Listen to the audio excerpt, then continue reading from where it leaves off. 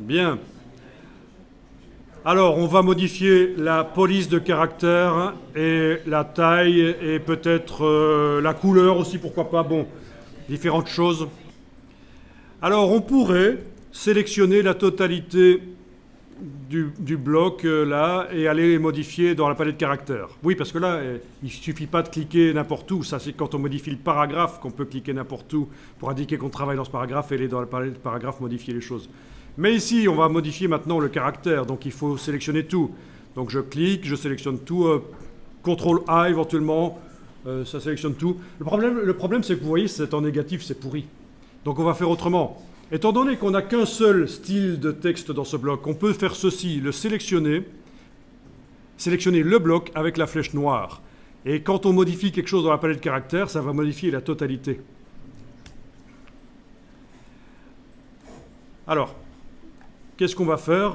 Eh bien, on va peut-être aller choisir une autre police. Voyons un peu.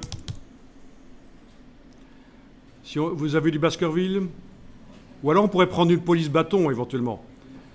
Ouais, prenons de l'Helvetica, la police basique que personne n'aime. Helvetica, vous devez avoir quand même.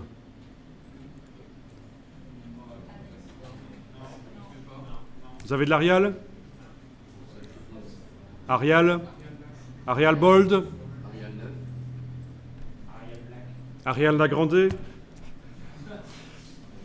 Bon.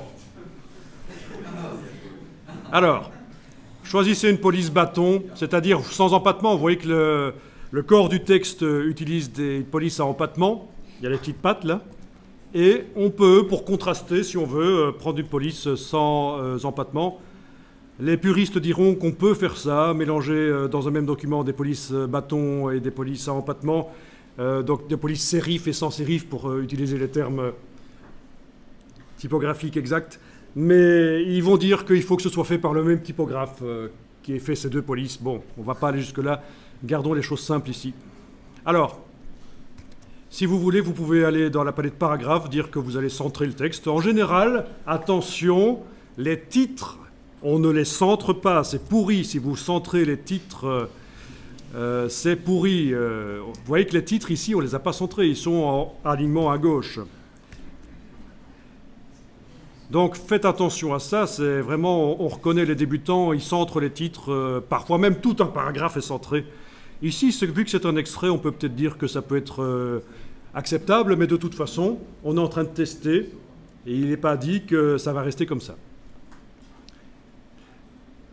Petit à petit, c'est ça l'idée, hein. Moi c'est l'approche que je vous conseille.